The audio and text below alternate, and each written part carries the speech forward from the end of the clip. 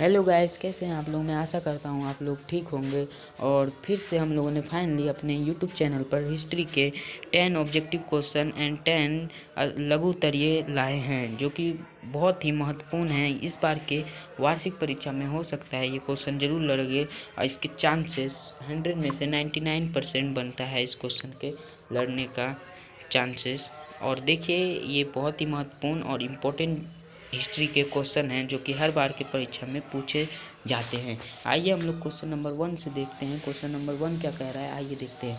Young Italy की स्थापना किसने की। यंग इटली की स्थापना किसने की। तो यंग इटली की स्थापना किसने की, तो मेजनी ने की। किसने की, मेजनी ने। यंग इटली की स्थापना मेजनी ने की थी 1831 में। 1831 में की थी यंग इटली की स्थापना मेजनी ने। और फिर उसके ठीक बाद 1834 में यंग यूरोप की भी स्थापना की थी मेजनी के द्वारा ही हुई थी। आइए पढ़ते हैं क्वेश्चन नंबर 2 की तरफ। क्वेश्चन नंबर 2 हमारा क्या कर रहा है, दास कैपिटल के लेखक कौन है। दास कैपिटल एक पुस्तक है मेरे को, इसके लेखक कौन है पूछ रहा है क्वेश्चन नंबर 2। तो ये है कार्ल मार्क्स। कौन है, कार्ल मार्क्स। कार्ल मार्क्स है जो कि एक साम्यवादी था। क्या था, समाजवादी था। आइए बढ़ते हैं क्वेश्चन नंबर 3 की तरफ। बोल रहा है फ्रांसीसी क्रांति कब हुई थी। फ्रांसीसी क्रांति कब हुई थी, ये आप लोग 9वीं में भी पढ़े होंगे, 9 क्लास में भी आप लोग पढ़े होंगे। फ्रांसीसी क्रांति जो हमारी है 1789 में हुई थी, यानी 1789 में हुई थी। आइए और आगे बढ़ते क्वेश्चन नंबर 4 की तरफ हम लोग चलते हैं। क्वेश्चन नंबर 4 क्या कह रहा है, रक्त और लॉ की नीति का रक्त और लॉ की नीति जो है किसने अपनाई थी, यानी किसकी थी। रक्त और लॉ नीति किसकी थी। तो रक्त और लॉ नीति जो थी वो थी हमारी, ऑप्शन क्या है, तो सी, यानी option number C, Otto von Bismarck ने। ओटो वॉन बिस्मार्क ने ये नीति अपनाई थी, क्या, रक्त और लॉ की। यानी हमें आज़ादी चाहिए तो हमें अहिंसा पूर्वक नहीं, हिंसा से काम लेना होगा। आइए अब चलते हैं क्वेश्चन नंबर 5 की तरफ। क्वेश्चन नंबर 5 हमारा कह रहा है रूसी क्रांति कब हुई थी। रूसी क्रांति जो है हमारे कब हुई थी, तो ये हुआ था 1917 में। 1917 में हुआ था। ऑप्शन नंबर बी हमारा बिल्कुल राइट हो जाएगा, 1917 में हुआ था। इस पर टिक लगा लीजिए, ये बिल्कुल राइट आंसर है। अब देखिए क्वेश्चन नंबर 6 क्या कह रहा है। क्वेश्चन नंबर 6 बहुत ही प्यारा क्वेश्चन है। जर्मनी का एकीकरण किस वर्ष हुआ। जर्मनी का एकीकरण किस वर्ष हुआ, तो बच्चों ये होगा ऑप्शन नंबर बी, यानी 1871 में हुआ। 1871 में हुआ। आइए देखते हैं क्वेश्चन नंबर 7 को भी हम लोग देखते हैं। गिलोटीन का संबंध किससे है। गिलोटीन का संबंध किससे है, ये हमसे पूछ रहा है। गिलोटीन का संबंध, तो गिलोटीन का संबंध है दंड व्यवस्था से। किससे, दंड व्यवस्था से। ठीक है, गिलोटीन का संबंध। आइए अब हम लोग क्वेश्चन नंबर 8 की तरफ बढ़ते हैं। क्वेश्चन नंबर 8 देखिए क्या कह रहा है। क्वेश्चन नंबर 8 हमारा कह रहा है लाल सेना किस देश से संबंधित है। लाल सेना किस देश से संबंधित है, तो इसका हो जाएगा ऑप्शन नंबर सी, रूस से संबंधित है। रूस का एक सेना था लाल सेना, जिसको लाल सेना से संबंधित है। आइए चलते हैं क्वेश्चन नंबर 9 की तरफ। औद्योगिक क्रांति सबसे पहले कहाँ हुई। औद्योगिक क्रांति पूछ रहा है सबसे पहले कहाँ हुई थी, ये हमसे पूछ रहा है। तो औद्योगिक क्रांति जो है सबसे पहले ऑप्शन नंबर हमारा सी सही होगा, सी हमारा सही होगा, इंग्लैंड में हुआ था। और ये हुआ था 1750 के लगभग में, 1750 के आसपास में हुआ था औद्योगिक क्रांति की शुरुआत। आइए चलते हैं, समाजवाद का जनक किसे माना जाता है।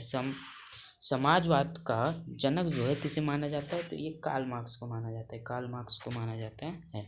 कार्ल मार्क्स समाजवाद के जनक थे, जिन्हें आइए तो हम लोग अगले क्वेश्चन यानी लघु उत्तरीय की तरफ बढ़ते हैं। अब हम लोग का ऑब्जेक्टिव 10 क्वेश्चन कंप्लीट हो चुका है। आप लोग को समझ में आ चुका होगा, मैं आशा करता हूँ। अब देखिए इधर आइए, हम लोग लघु उत्तरीय की तरफ बढ़ते हैं। लघु उत्तरीय देखिए क्या कर रहा है, फ्रांसीसी क्रांति क्या थी। फ्रांसीसी क्रांति क्या थी, ये हमसे पूछ रहा है क्या थी फ्रांसीसी क्रांति। देखिए फ्रांसीसी क्रांति 1789 में फ्रांस में हुई क्रांति, जिसने राजाशाही को समाप्त कर लोकतंत्र की स्थापना की। क्या कह रहा है, फ्रांसीसी क्रांति क्या थी। जब भी ऐसा क्वेश्चन आएगा तो हमें लिखना है 1789 में फ्रांस में हुई क्रांति, जिसने राजाशाही को समाप्त कर लोकतंत्र की स्थापना की। ये भी हम लोग कह सकते हैं और ये भी कह सकते हैं। देखिए आप लोग अपने मन से भी लिख सकते हैं, ये बस एक तरह का वो हो गया जिसको आप लोग को पकड़ के इसी के सहारे आप लोग को अपने मन से लिखना है, इससे बाहर नहीं लिखना। चलिए आइए चलते हैं क्वेश्चन नंबर 2 की तरफ। मेजनी कौन थे? मेजनी कौन थे? मेजनी कौन थे? तो हम लोग जानते हैं मेजनी कौन थे। वो इटली के महान क्रांतिकारी थे, महान क्रांतिकारी थे।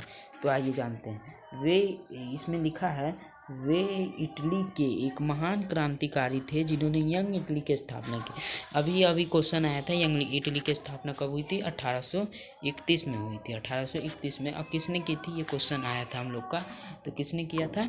तो मेजनी ने किया था। मेजनी ने किया था हमारा मेजनी ने किया था हमारा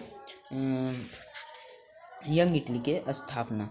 चलिए अब हम लोग पढ़ते हैं क्वेश्चन नंबर 3 की तरफ। ओटो वॉन बिस्मार्क की नीति क्या थी? ओटो ऑन बिस्मार्क की नीति, देखिए अभी ये ऑब्जेक्टिव में भी आया था ये क्वेश्चन।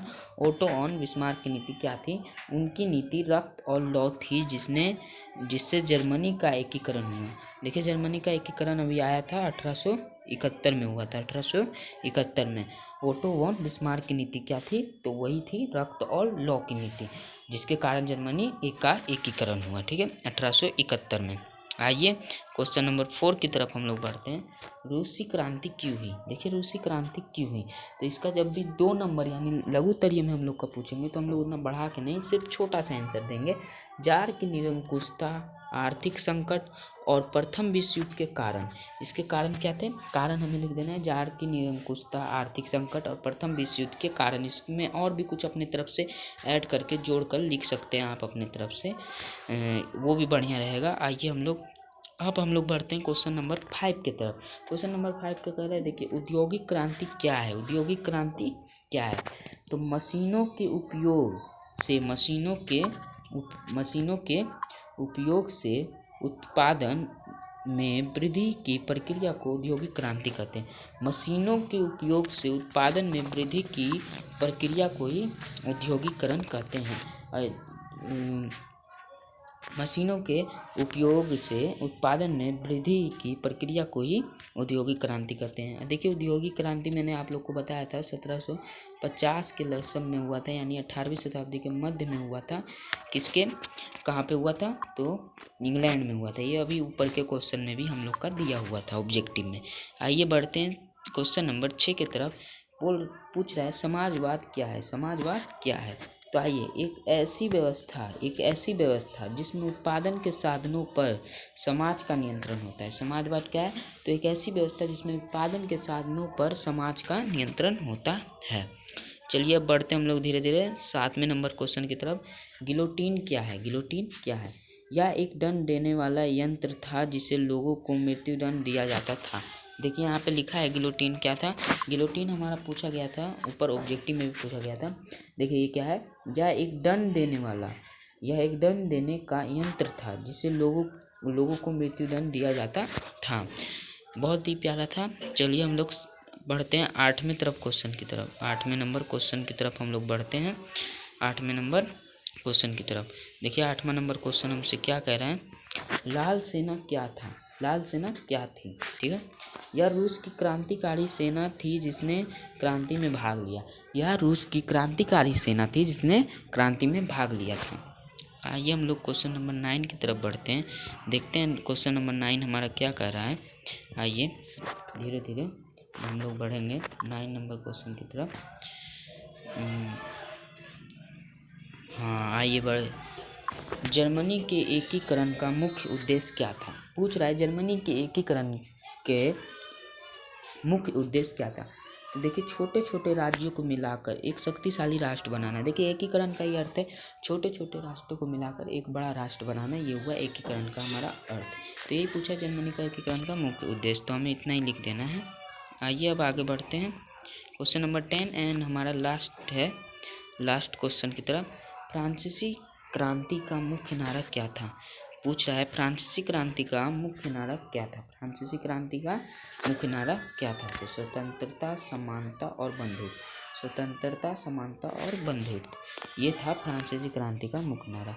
तो चलिए हम लोगों ने अभी चेस किए 10 ऑब्जेक्टिव एंड 10 सब्जेक्टिव। हम लोग का ये पूरा हो चुका है 10 ऑब्जेक्टिव और 10 सब्जेक्टिव का। और जुड़े रहिएगा हमारे यूट्यूब चैनल के साथ। और हम ऐसे रिलेटेड वीडियोस डालते ही रहेंगे हमारे यूट्यूब चैनल पर। ऐसे वीडियोस आपको देखने को मिलेंगे जो कि इस तरह से बेस्ट होंगे पढ़ाई रिलेटेड।